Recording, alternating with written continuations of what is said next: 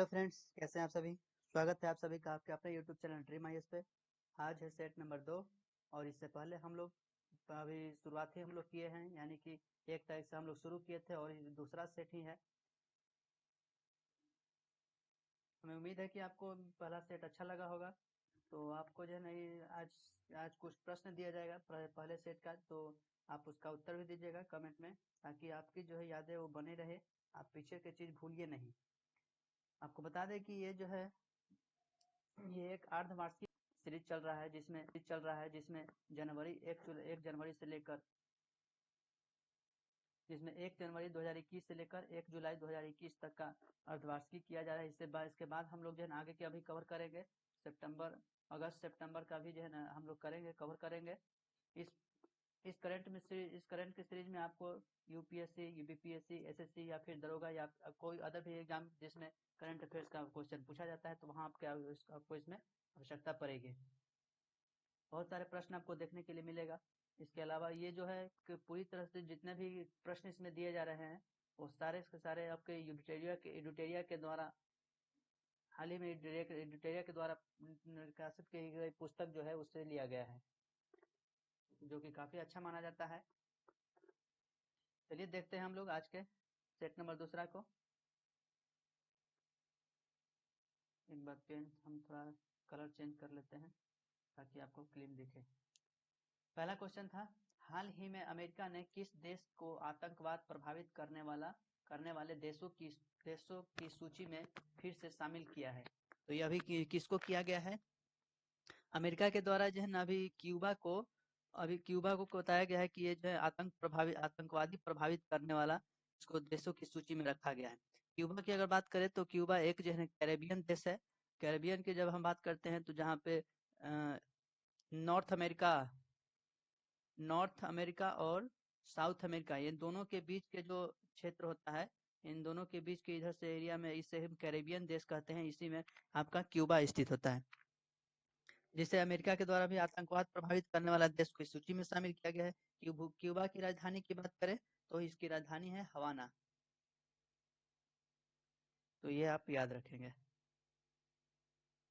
2 मार्च 2021 को प्रधानमंत्री नरेंद्र मोदी ने मैरीटाइम इंडिया समिट का उद्घाटन किया। इसमें इनमें से कौन सा देश इनके सहयोगी रहा है? यानी कि भारत में जो मैरीटाइम इंडिया का समिट का उद्घाटन किया गया था, उसमें कौन सा देश जो है इसके सहयोगी रहे? तो इसमें जो है भारत और डेनमार्क भारत और डेनमार्क ने मिलकर ये कार्य किया है। भारत और डेनमार्क ने मिलकर ये कार्य किया है, जिसमें इसका उद्घाटन जो है नरेंद्र मोदी के द्वारा किया गया है। ये समुद्री क्षेत्र में सहयोग को बढ़ावा देने के लिए ये कार्य किया गया है। डेनमार्क जो कि एक यूरोपियन कंट्री है। डेनमार्क के बारे में हम जानते हैं तो ये जो है इसे हम स्कैंडिनेवियाई पर्वत देश भी कहते हैं, क्योंकि स्कैंडिनेवियाई पर्वत देश में हम लोग जो है 4 देशों को गिनते हैं, जो कि जिसमें एक डेनमार्क भी आता है। और इसके अलावा डेनमार्क के बारे में जाने तो सबसे बड़ा जो आइलैंड है, विश्व का सबसे बड़ा जो आइलैंड है ग्रीनलैंड। सबसे बड़ा जो आइलैंड है ग्रीनलैंड,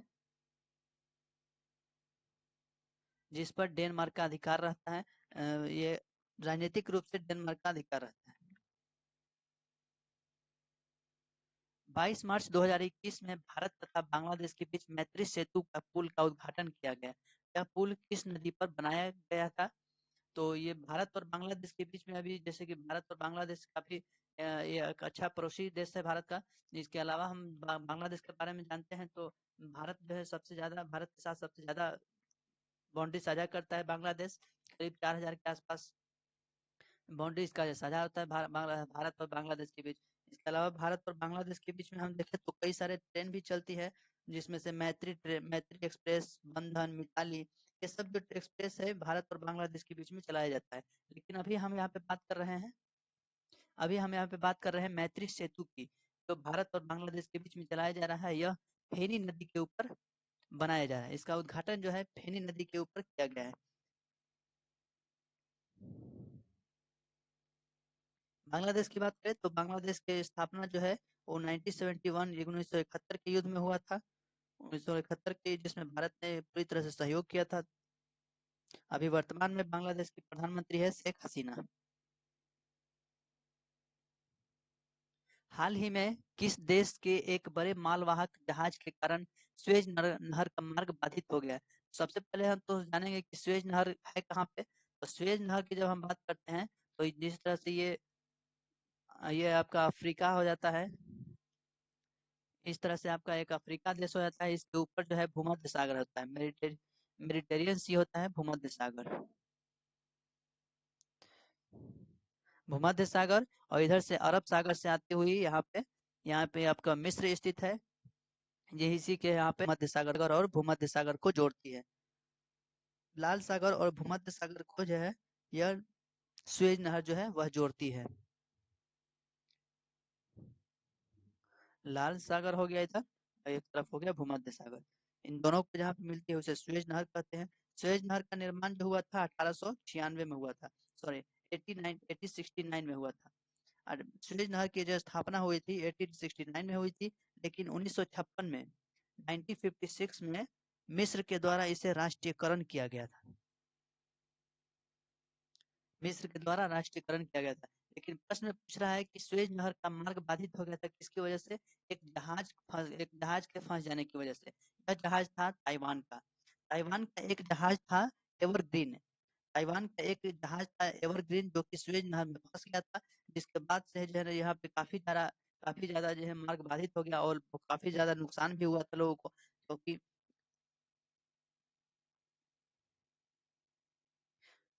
अभी हाल ही में ये जो है ना करंट काफी ज्यादा विवाद भी रहा था और काफी दिनों तक ये जो है फंसा हुआ था। 1956 में इसका मिस्र के द्वारा राष्ट्रीयकरण किया गया। 1869 में इसका स्थापना किया गया था। भूमध्य सागर, लाल सागर और भूमध्य सागर को जोड़ती है स्वेज नहर। किस मंत्रालय द्वारा हाल ही में ग्लोबल बायो इंडिया 2021 का आयोजन किया गया है? ग्लोबल बायो इंडिया 2021, ये वर्ड आप याद रखेंगे। ग्लोबल बायो इंडिया 2021 का आयोजन किया गया। किस मंत्रालय के द्वारा किया गया है? किस मंत्रालय के द्वारा यह किया गया है? तो यह केंद्रीय स्वास्थ्य एवं परिवार कल्याण मंत्रालय के द्वारा यह कार्य किया गया। केंद्रीय स्वास्थ्य एवं परिवार कल्याण मंत्रालय के द्वारा ग्लोबल बायो इंडिया 2021 का आयोजन किया गया। ग्लोबल बायो इसमें बताया, इसमें कहा गया है केंद्रीय स्वास्थ्य एवं परिवार कल्याण मंत्रालय, यानी कि जो अभी वर्तमान में जिनके जो प्रमुख है, इसके जो मंत्री हैं वो मनसुख मांडविया है। मनसुख मांडविया के द्वारा ये बताया गया है कि 2025 तक हम लोग क्या करेंगे? 150 बिलियन 150 बिलियन बायो इकोनॉमिक तैयार करेंगे। 150 150 बिलियन जो है बायो इकोनॉमिक हम लोग तैयार करेंगे, ताकि जो है यह एक जिस तरह से क्लाइमेट चेंज हो रहा है, जिस तरह से जलवायु परिवर्तन हो रहा है, उस चीज को जो है उन सब से दूर किया जाए। तो अभी वर्तमान में केंद्रीय स्वास्थ्य एवं परिवार कल्याण मंत्रालय कौन है? तो मनसुख मांडविया है। Mansukh Mandaviya.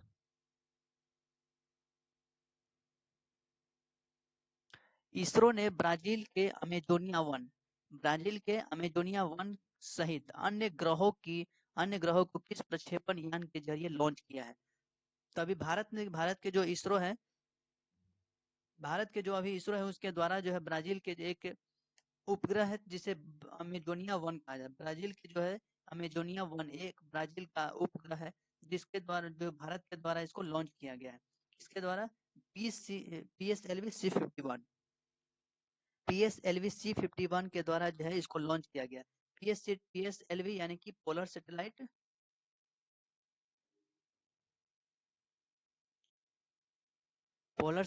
Launch vehicle. Polar satellite launch vehicle के द्वारा C51 के द्वारा इसको लॉन्च किया गया है। ना सिर्फ ब्राजील के अमेजोनिया वन को, बल्कि इसके सहित 18 अन्य ग्रह भी थे। 18 अन्य उपग्रहों को भी इसके यहाँ से छोड़ा गया है, लॉन्च किया गया है। इससे क्या होगा कि इससे जो है दो देशों के बीच जो है अंतरिक्ष क्षेत्र में जो है सहायता मिलेगी एक दूसरों को, और बढ़ावा दिया जाएगा अंतरिक्ष के क्षेत्र में, और आगे और भी कई सारे कार्य किया जाएगा। तो इन दो देशों के बीच जो है यह सहायता बढ़ाने को लेकर, संबंध को बढ़ाने को लेकर ये जो है कार्य किया गया है, जो कि इसरो के द्वारा ब्राजील के अमेजोनिया वन के सहित 18 अन्य उपग्रह को भी छोड़ा गया। कहाँ से? PSLV C51। PSLV जो है यह एक छोटी व्हीकल को लेकर छोटी डिस्टेंस कवर करती है, और GSLV जो होता है वो काफी ज्यादा डिस्टेंस को दूरी तय करता है। तो PSLV यानी कि polar satellite launch vehicle C51 के द्वारा इसको प्रक्षेपित किया गया। इंडियन सुपर लीग 2020-21 की विजेता टीम कौन बनी? इंडियन सुपर लीग 2020-21 का यह जो है 7वां संस्करण था। 7वां संस्करण था जिसको अभी जीता है कौन? मुंबई सिटी एफसी ने। मुंबई सिटी एफसी ने इसको 2-1 से जीत लिया है, और यह हराया किसको? तो यह AKT मोहन बगान को हराकर यह खिताब जीता है। यह जो है 2-1 से खिताब अपने नाम किया, और मुंबई मोहन बगान को यह हराकर जो है खिताब जीता है। इंडियन सुपर लीग यह किस खेल से संबंधित है? तो यह एक फुटबॉल का खेल है। यह इस बार का 7वां सीजन था, जिसमें मुंबई सिटी एफसी ने जीत दर्ज की, 2-1 से खिताब अपने नाम किया। T20 इंटरनेशनल में भारत के लिए सबसे ज्यादा विकेट लेने वाले गेंदबाज कौन बन गए हैं? तो अभी वर्तमान में ये जो इसके आंकड़े निकाले गए हैं, जिसमें बताया गया है कि इंटरनेशनल खिलाड़ी में जो भारत के सबसे ज्यादा विकेट लिए हैं वो युजवेंद्र चहल के द्वारा लिया गया है। युजवेंद्र चहल एक स्पिनर बॉलर है। इसके अलावा ऑप्शन के अनुसार रविचंद्र अश्विन जो भी ये भी एक स्पिनर है। और बात करें जसप्रीत बुमराह और भुवनेश्वर की, तो ये एक फास्ट बॉलर है। यह पूरे खेल में बात नहीं कर रहा है, यह T20 की बात कर रहे हैं। तो T20 में जो है भारत के लिए सबसे ज्यादा विकेट युजवेंद्र चहल ने लिए। ऑल इंग्लैंड बैडमिंटन चैंपियनशिप का खिताब किस पुरुष खिलाड़ी ने जीता है? ऑल इंग्लैंड बैडमिंटन चैंपियनशिप का खिताब जो है वह किसके द्वारा जीता गया है? यह पुरुष की बात कर रहे हैं, तो ये भी एक बैडमिंटन का ही खेल है, बैडमिंटन चैंपियनशिप है, जिसमें पुरुष की तरफ से ली जिजिया ने यह खिताब जीता है। पुरुष वर्ग में यह खिताब जीता है। वहीं अगर हम इसी में ऑल इंग्लैंड बैडमिंटन चैंपियनशिप का खिताब महिला महिला खिलाड़ी की बात करें, तो यह जो था महिला खिलाड़ी जो था वो नाओमी ओसाका थी। नाओमी ओकुहारा थी। नाओमी ओकुहारा यह जो है कहाँ की है? जापान की है। नाओमी ओकुहारा ये जापान के हैं। ली जिजिया यह चीन की है। तो पुरुष पुरुष में कौन जीता? ली जिजिया। और महिला में कौन जीता? तो नाओमी ओकुहारा, जो कि जापान की एक महत्वपूर्ण खिलाड़ी है, फेमस खिलाड़ी है। हाल ही में भारत नहीं आता होगा, हाल ही में भारतीय होगा। हाल ही में भारतीय रिजर्व बैंक ने किस बैंक पर 2 करोड़ का मौद्रिक जुर्माना लगा दिया है? तो RBI के द्वारा जो है यह अक्सर जो है जुर्माना लगाया जाता है कि अगर बैंक आप जो है अनुशासन का पालन नहीं करते हैं, तो उसके ऊपर आपको जो है जुर्माना लगाया जाए, जिसे मौद्रिक जुर्माना हम लोग कहते हैं। तो ये जो है किसके ऊपर लगाया गया है? तो हाल ही में HDFC के ऊपर यह 2 करोड़ का जुर्माना लगाया गया है। RBI, जिसे RBI बैंकों का बैंक कहा जाता है, जिसने अभी जिसका ये जो है इसका कुछ रूल्स होते हैं, इसके कुछ नियम होते हैं। अगर आप उस रूल्स को फॉलो नहीं करते हैं, तो उसके अनुसार आपको जो है आपके ऊपर जुर्माना लगाया जाता है। तीरथ सिंह रावत तीरथ सिंह रावत के इस्तीफे के बाद उत्तराखंड के मुख्यमंत्री का पद किसे सौंपा गया है? तीरथ सिंह रावत जहाँ उत्तराखंड के अभी हाल ही जो मुख्यमंत्री जिन्होंने इस्तीफा दे दिया है, तो उसके बाद जो है इसे कौन से पद पे ये शामिल हुए हैं? नए जो है उत्तराखंड के CM कौन आए हैं? तीरथ सिंह रावत के इस्तीफे देने के बाद जो है उत्तराखंड के CM है पुष्कर सिंह धामी। पुष्कर सिंह धामी को अभी पुष्कर सिंह धामी को जो है अभी उत्तराखंड का CM बनाया गया है।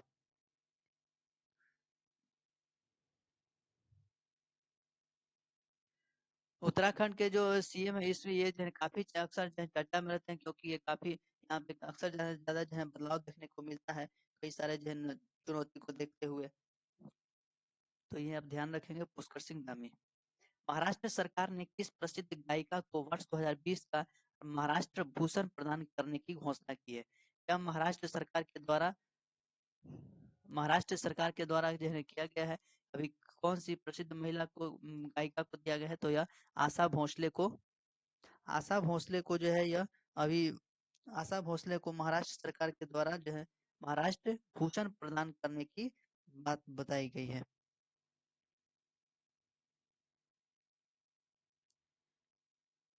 यह 2020 में बताया गया था। देश का पहला पूरी तरह से विद्युत रेलवे जोन कौन बन गया है? पूरी तरह से विद्युत रेलवे जोन कौन बन गया है? तो यह पश्चिम मध्य रेलवे जिसने अपने लगभग 3012 किलोमीटर का ट्रैक जो है वो पूरी तरह से विद्युतीकृत कर दिया गया है। तो यह जो है यह देश का पहला जो है पहला ट्रेन है जो पूरी तरह से विद्युतीय। इसके अलावा ऐसे तो बहुत सारे ऐसे जोन होंगे जो यहाँ पे विद्युतीकृत हुआ होगा, लेकिन ये जो है यह पूरी तरह से यानी कि अपने जो है जितना 3012 किलोमीटर का जो एरिया है जिसे ट्रैक है उसके ऊपर जो है पूरी तरह से विद्युत रेलवे जोन बन गया है। पूरी तरह से इलेक्ट्रिक के ऊपर जो है चलता है ये ट्रैक। तो यह जो है यह देश का पहला है, यानी कि भारत का यह पहला रेलवे जोन है। कौन? पश्चिम मध्य रेलवे। जम्मू कश्मीर में दुनिया का सबसे ऊंचा रेलवे आर्च ब्रिज का निर्माण किस नदी पर किया गया है? आर्च ब्रिज क्या होता है? तो ये ब्रिज जो है, यह पुल जो है, यह इस तरह का एक स्तूप का आकार का होता है जिसे हम आर्च ब्रिज के नाम से जानते हैं। तो यह जो है जम्मू कश्मीर में बनाया गया है। जम्मू कश्मीर में बनाया गया है जो कि दुनिया का सबसे ऊंचा रेलवे ब्रिज है। ऊंचा हाइट की बात करें तो यह 359 मीटर है। यह 359 मीटर है और जानकर आपको यह हैरानी होगी कि यह 359 मीटर का जो ब्रिज है यह एफिल टावर से भी ऊंचा है। एफिल टावर से भी यह ऊंचा है।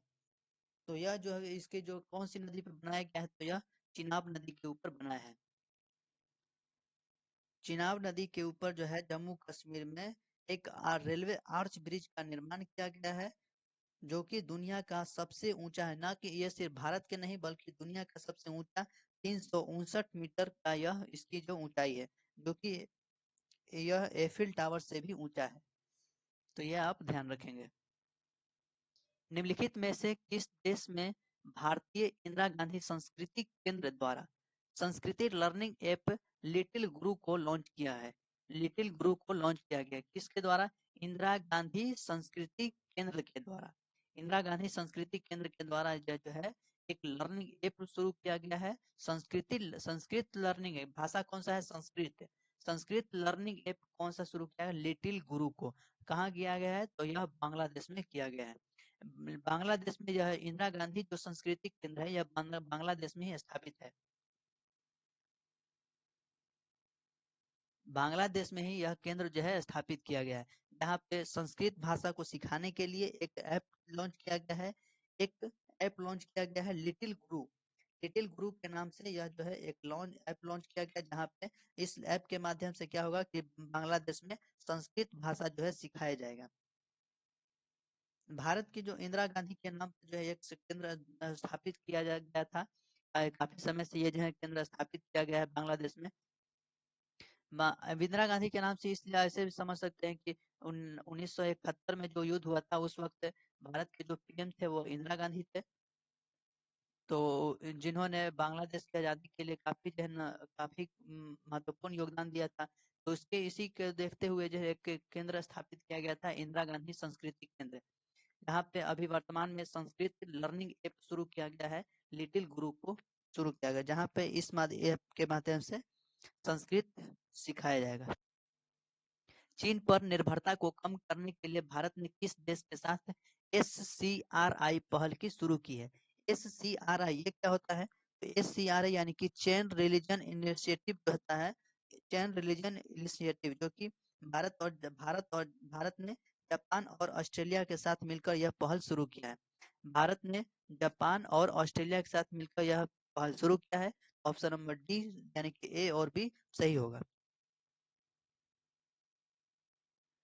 इससे क्या होगा कि इससे जो है एक पहल शुरू किया गया है भारत, जापान और ऑस्ट्रेलिया के बीच, ताकि चीन के ऊपर जो है जितनी भी निर्भरता है वो कम हो सके और एक समावेशी विकास यानी कि सबका विकास एक साथ हो सके।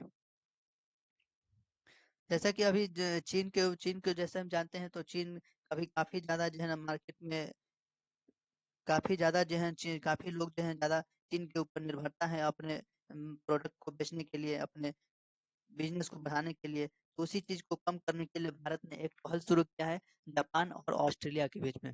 इसके अलावा आपको यह भी पता होगा कि भारत भारत जापान, ऑस्ट्रेलिया और अमेरिका, ये सब चारों मिलकर करके एक क्वाड का संगठन भी किए थे, तो सिर्फ और सिर्फ चाइना को अटैक करने के लिए, चाइना के ऊपर, चाइना को रोकने के लिए। तो ये भी आप ध्यान रखें कि भारत, जापान, ऑस्ट्रेलिया और अमेरिका ने मिलकर एक क्वाड का मिशन, क्वाड का समिट किया था, क्वाड का एक बैठक भी बुलाया था, जिसमें ये भी जो है काफी ज्यादा चाइना के ऊपर जो है कार्य किया गया था।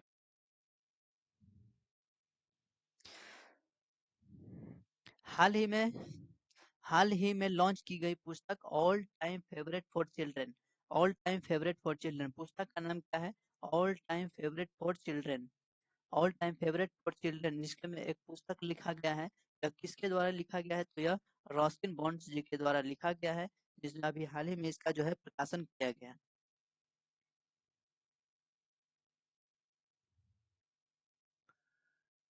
निम्न में से किस केंद्र शासित प्रदेश में हाल ही में विवाद का विषय रहा है? सॉरी, यहाँ पे कुछ मिस्टेक हो गया है। निम्न में से किस केंद्र शासित प्रदेश में हाल ही में अ, पाशा है, हाल ही में पाशा, PASA, पाशा जो है एक्ट है जो कि विवाद में रहा है। पाशा एक्ट जो है यह विवाद में रहा है, तो यह किस केंद्र शासित प्रदेश में होगा? तो यह लक्षद्वीप में जो है अभी वर्तमान में काफी ज्यादा विवादित हुआ था।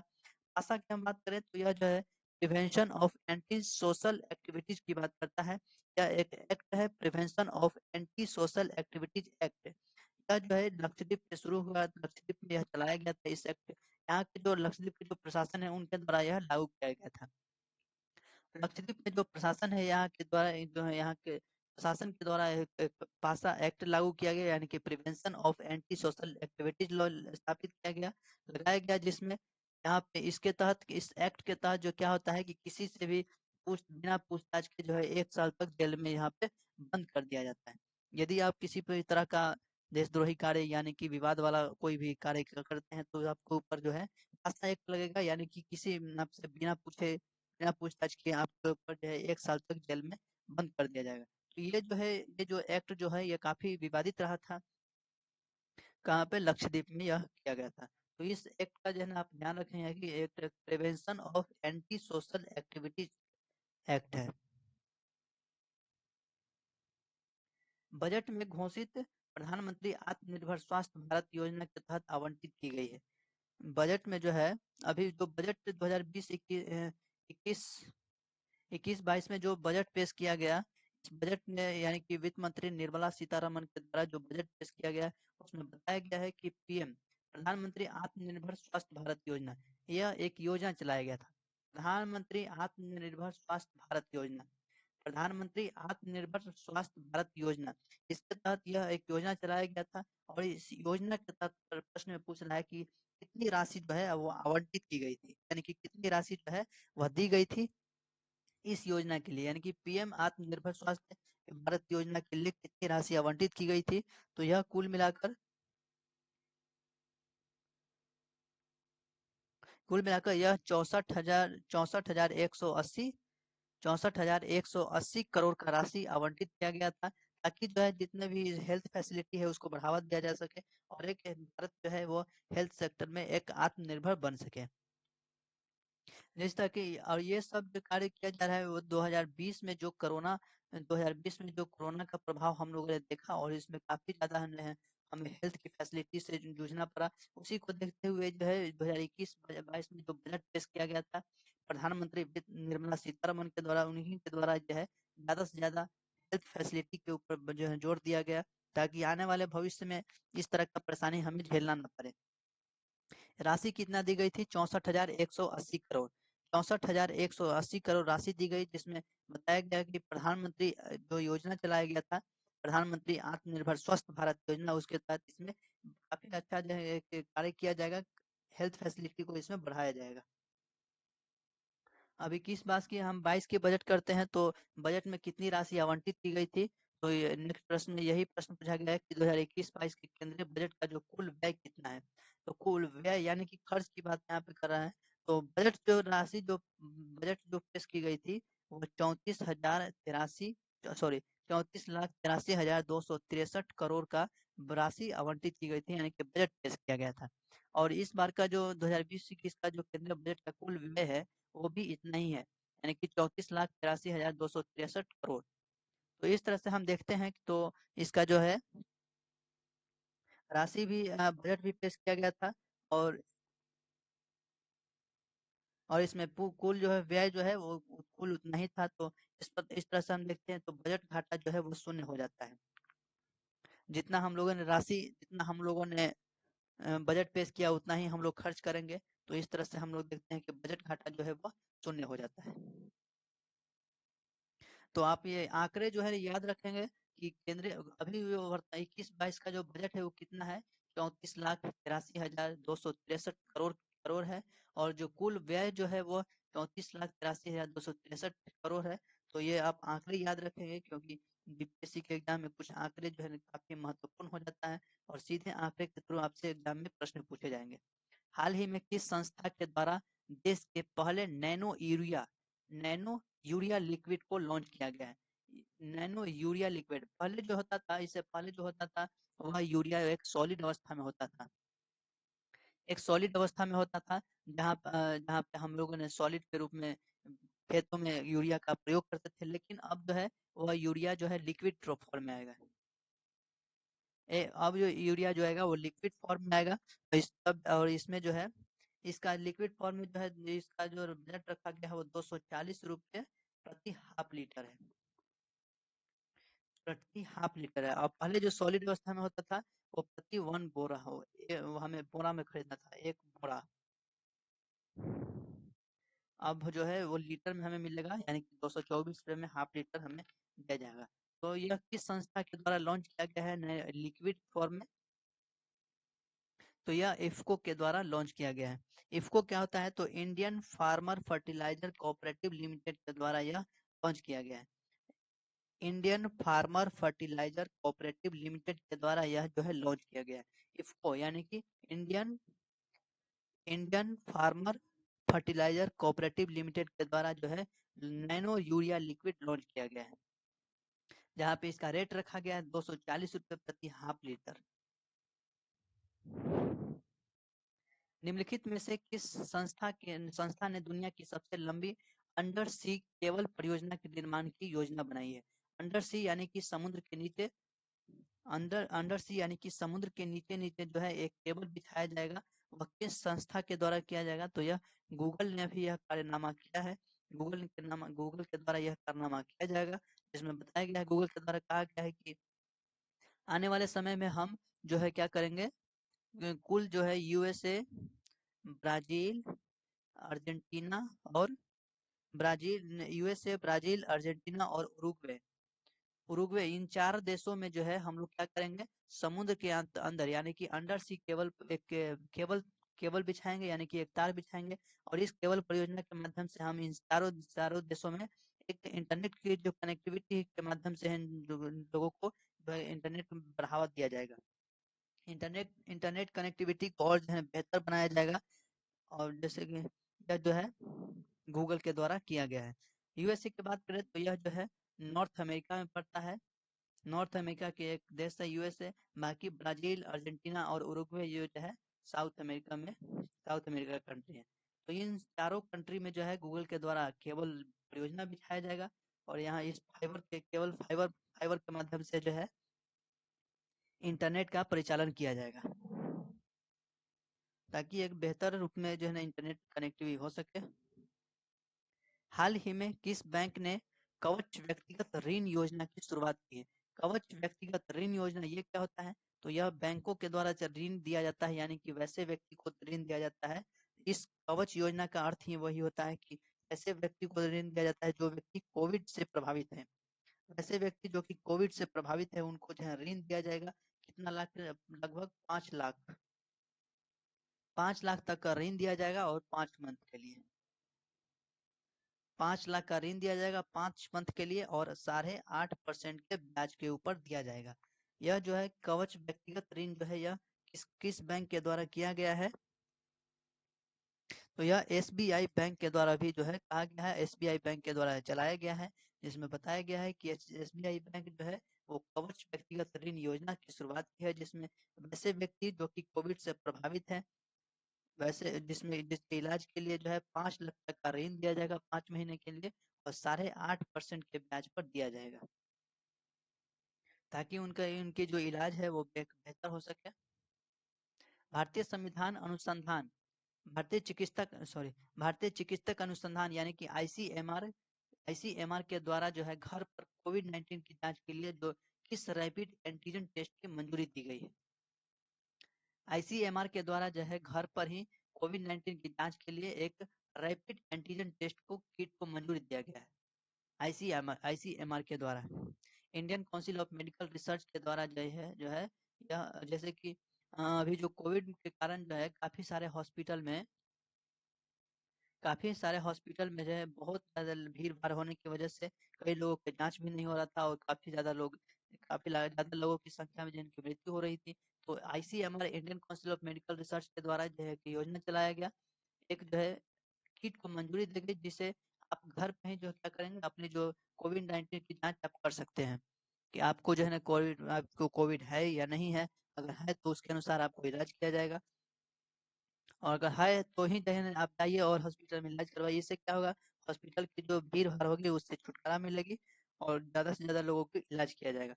ऐसे इससे पहले क्या होता था कि जिनका कोविड नहीं नहीं है वो भी देना चले जाते थे टेस्ट करवाने, ताकि हमें पता चल सके कि हमें कोविड हुआ है कि नहीं।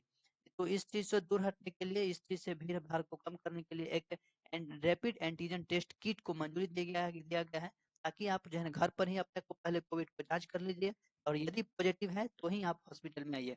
यह जो है कोविड सेल्फ के द्वारा कोविड सेल्फ जो किट है उसको दिया गया है। कोविसेल्फ नाम का एक किट है जिसके तहत आप जो है घर के ऊपर अपना टेस्ट जांच कर सकते हैं। हाल ही में किस मंत्रालय द्वारा 9 देशों के भारतीय दूतावास में वन स्पॉट सेंटर खोले जाने की घोषणा किया गया? क्या चीज खोला जाने की घोषणा किया गया? वन स्पॉट सेंटर, यानी कि एक ही सेंटर होगा जहां से हर पूरा समस्या की समाधान किया जाएगा। या कुल 9 देशों के जो भारतीय दूतावास है, 9 देश में जहाँ पे भारतीय दूतावास है वहां पे यह वन स्पॉट सेंटर खोला जाएगा।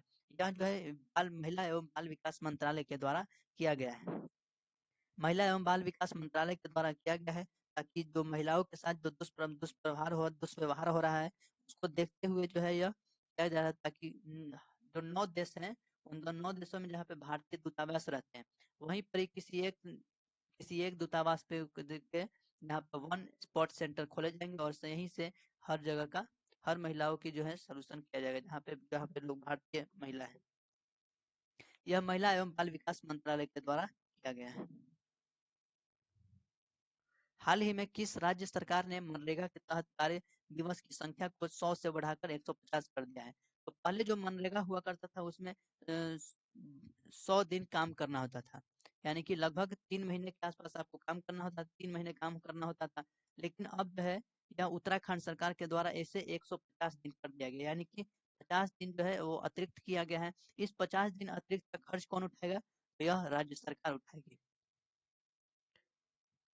यह जो है उत्तराखंड सरकार के द्वारा किया गया है।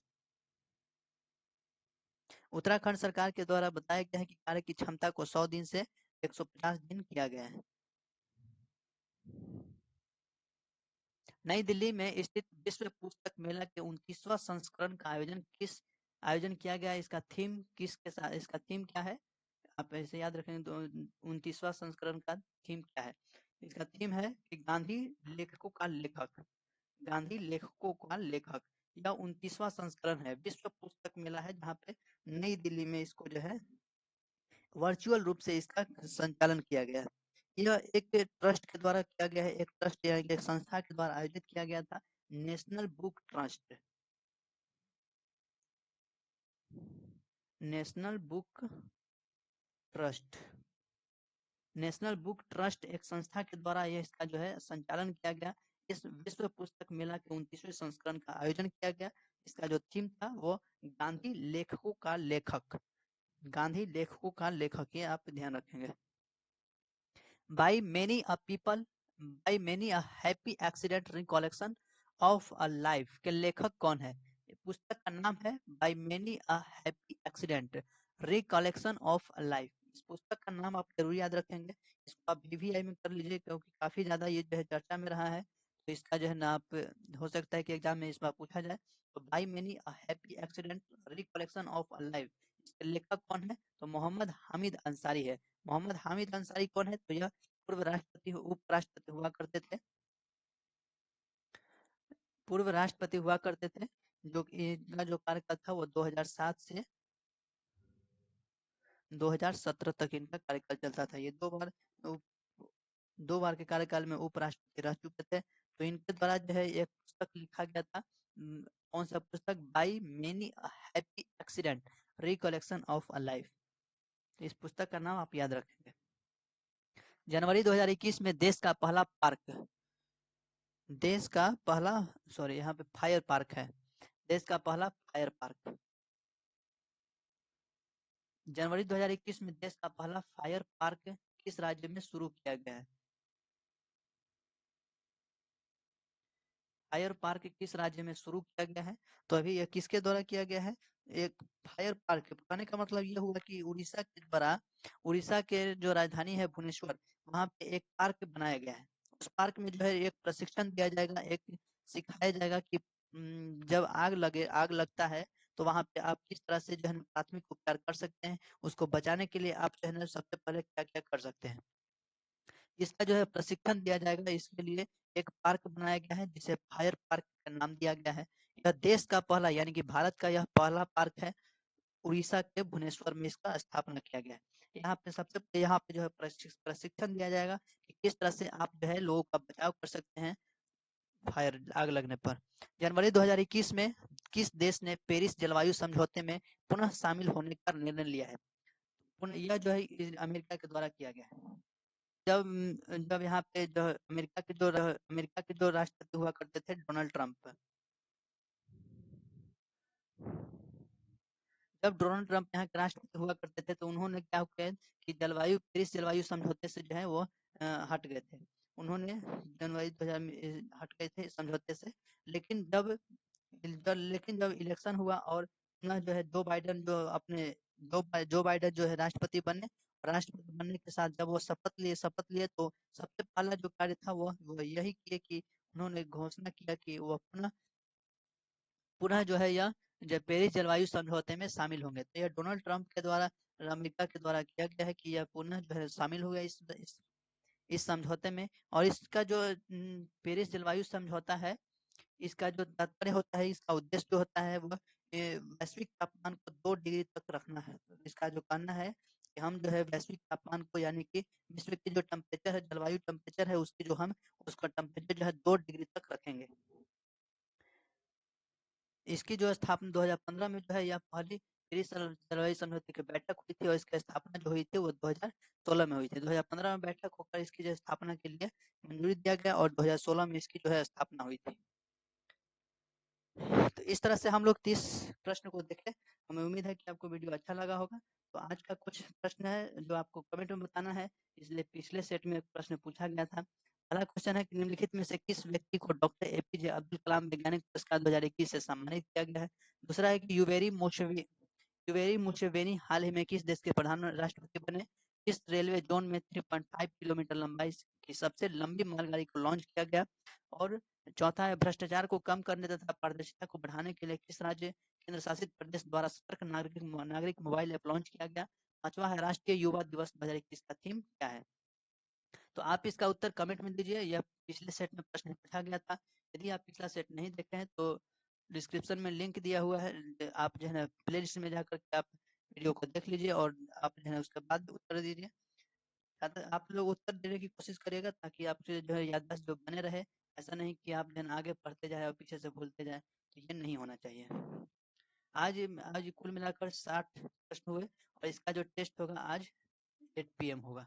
8 PM जो है टेलीग्राम के ऊपर, टेलीग्राम ग्रुप में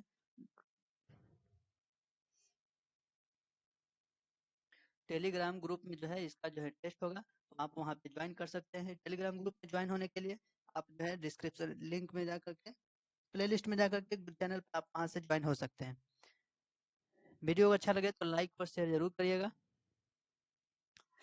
और जो कमी रह गई है तो आप हमें बताइए, उसको जो है ना और बेहतर किया जाएगा।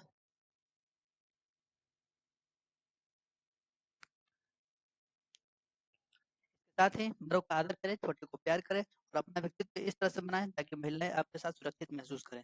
मिलेंगे हम लोग नेक्स्ट वीडियो में, तब तक के लिए जय हिंद।